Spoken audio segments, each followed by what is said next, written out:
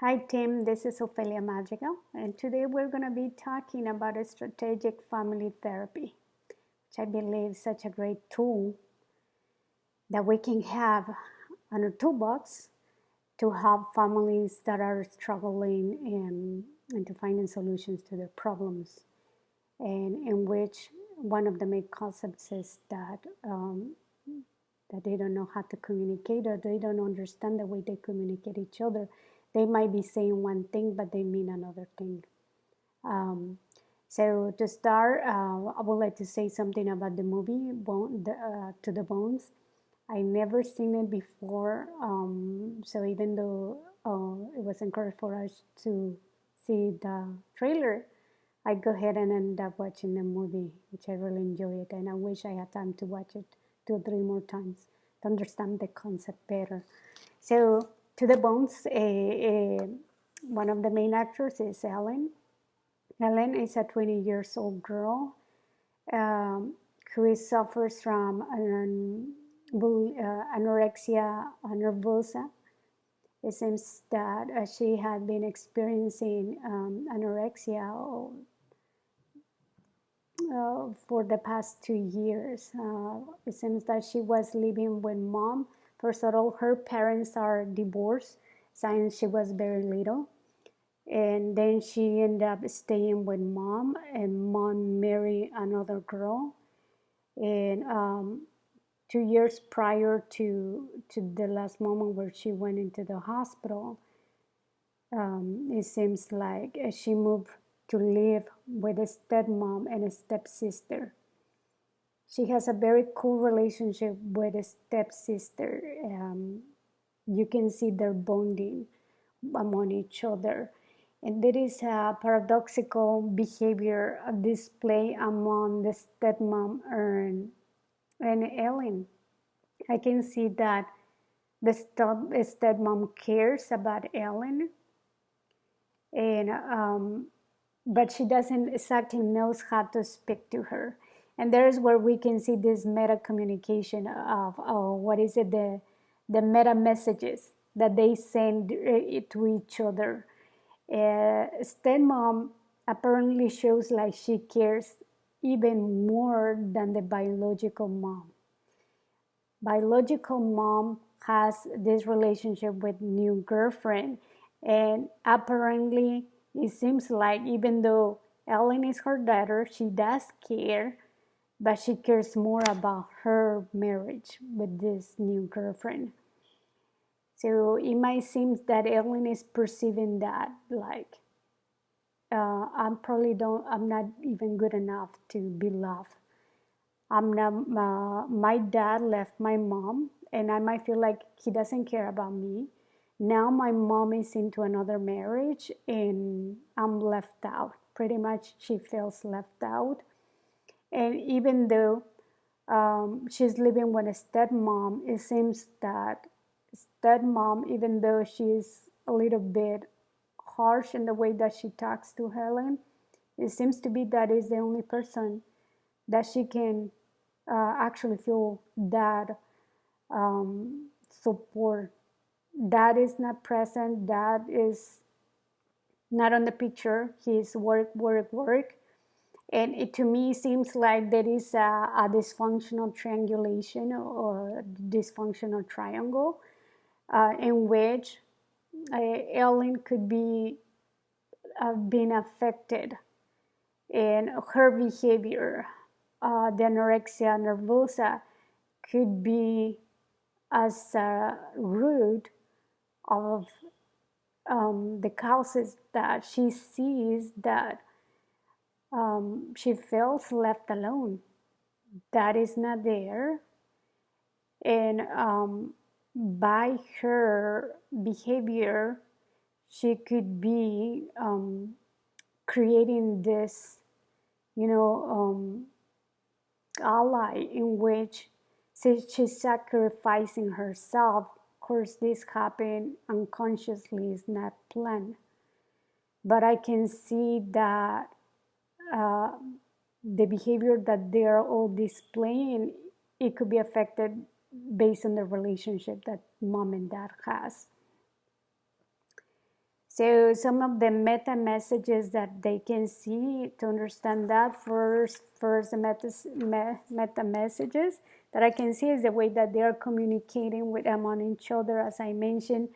Even though a stepmom sometimes might be a little bit harsh to the way that she communicates to her, she's there, she's present, and it seems like she's in constant communication with the doctor, that that is in charge of the home, of the group home where Ellen is, which is this handsome doctor, Dr. William Peckham. And he's a non-traditional doctor, which that means that he's using different techniques and modalities to better help Ellen. Something that I would like to highlight and I really like is that Dr. William changed Ellen's name to Ali. And to me, that is a strategy on its own. You start being someone to become something new. So it is like renewing yourself. You're not just renewing by getting new eating habits, by creating new thoughts or new beliefs about the self, but you also have now a new name that can be more empowering than the name that you have as Ellen. So we can see Ellen as the person with anorexia nervosa, whereas we can see Ali as a person who is fighting to get over this nightmare that she's going through. As I mentioned before, Ellen is 20 years. Ellen first, then she got baptized again with a new name by Dr. William. Um, she's a 20 years old girl with anorexia nervosa. And let me see what else do we have here. So we talk about the meta messages that they are sending to each other, and especially I can see that among stepmom, and Ali. But these other now meta messages are not only verbal words, but it can also be gestures. It can also be let me see, glances, the tone of voice. Um, it can also be even my physiognomy. It can also be those messages that are subject to change according to what you think about that. So others that can create double bind. So what I can think of is that is, even though that is that never was there, the mixed message that he's sending is that I'm not there physically, because I believe that by providing is my way of saying I am there. Yet because he's not communicated to Ali, she might feel that he doesn't care. Thus, that makes her feel alone. So something else that I also find it to be very cool is that she fell in love. She fell in love with Luke, and actually Luke showed that he cares about her, not about her looks, but it was about her as her persona. Then during the movie, I also saw that during a field trip with the group, Dr. William noticed that Ali isolated herself from the group and started smoking. And Dr. William comes to her and try to help her get out of that mind cycle that is dragging her down to the cycle of the anorexia nervosa. And Dr. Williams is like, when are you going to stop this cycle? You need to change that behavior, or something that Dr. encouraged Alice to tell to her inner voice to fuck off. And in that moment, he encouraged her to repeat it and say it aloud, say it aloud. So when Ali actually tells her thoughts of her negative thinking about fuck off, I like that the group is also supportive and start telling fuck up. So I think that's a very cool. Even though I don't know if that's characterized to be a technique, I think that's a very cool thing to do when you actually need to quiet your mind.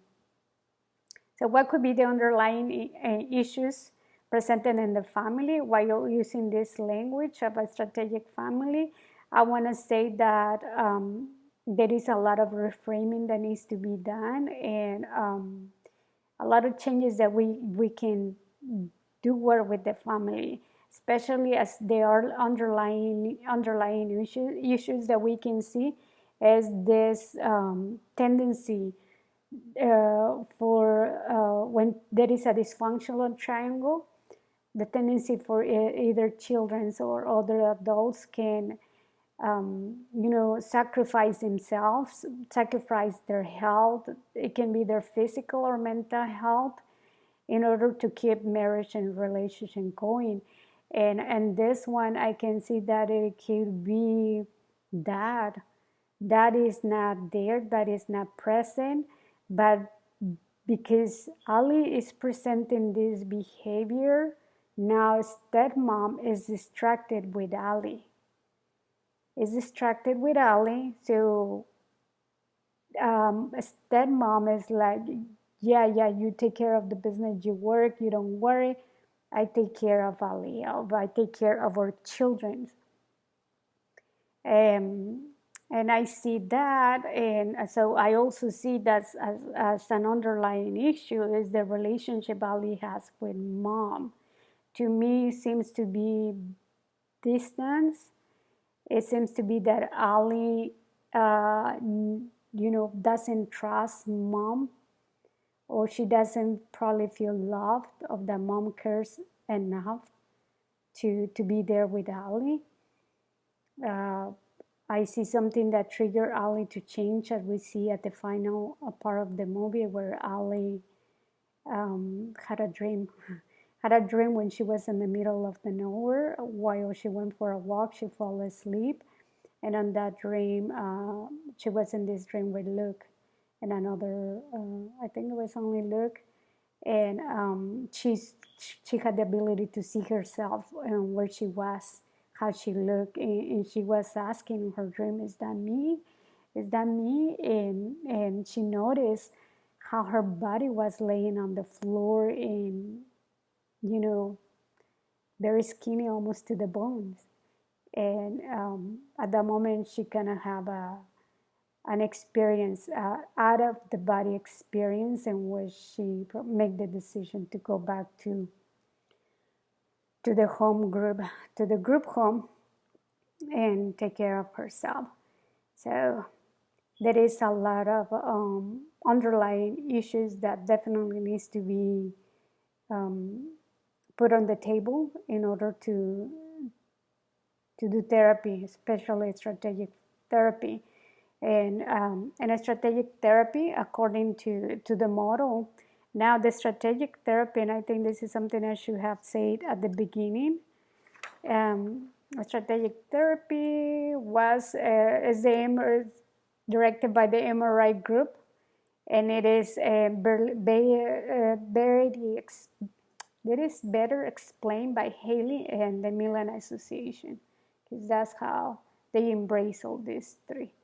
So the goal of the therapy, how can we work in therapy? So the goal of the strategic therapy, going back to Ali and the nervous anorexia that she's going through, is that first we identify and try to resolve what is the problem. So identify the problem. Seems to be that the problem is that she is losing weight, that she is anorexic. But in reality, it could also, we need to first identify what are the solutions. So if the problem is not the anorexia per se, but her behavior, no eating, and then we can understand what is the language that the way they communicate within the house. We can also describe the problem. One of the paradoxical directives that I see going on is that It's trying to identify how can we help the client, but at the same time is how can we break their pattern. They have a pattern, especially Ali. She has a pattern that she follows. So we need to, through paradoxical directives, we can probably encourage Ali to just keep, not eating or keep binging and throwing up, and it's just to continue the behavior so we can identify the pattern and identify the what happened before and what happened after, or what is creating this behavior. So yep. So let me see what else I can share here. So one of the therapy strategies that I will be using if Ali will be my client. There is a couple that I will steal from Dr. Williams in the movie, and that would be the reframing, because Dr. used reframing, and that's family intervention, in which he invites the whole family to come to the table, and he's able to identify the way they communicate each other and see the dynamics within the family or her family circle. So the first intervention is recognize the family homeostasis. Recognize the family homeostasis, because we need to identify what is keeping them together or what is separating them apart, So we are going to look for the loops of incongruency, and when I mean these loops of incongruency, is identifying exactly the way they communicate, and what one person is supposed to be doing versus the other person, and if what they're saying is in congruency with their behavior. Identify the system functions. What are the dysfunctional messages and paradoxical commands that can be done, and trying to identify the problem and give paradoxical directives.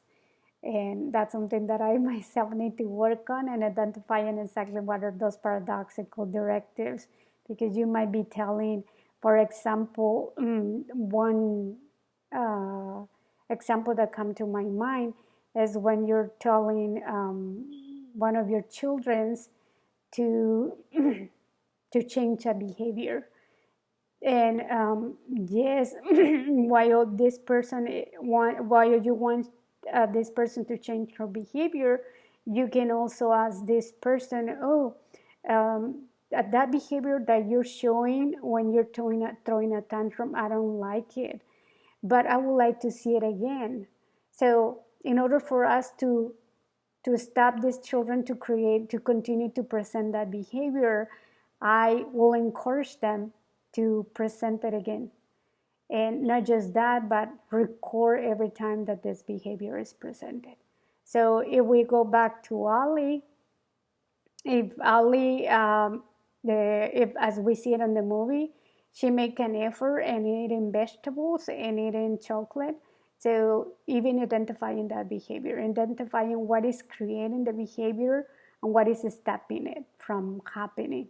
And in order to do that, we need to give paradoxical directives. Do this, but then do that. And that definitely is going to help Ali make a change.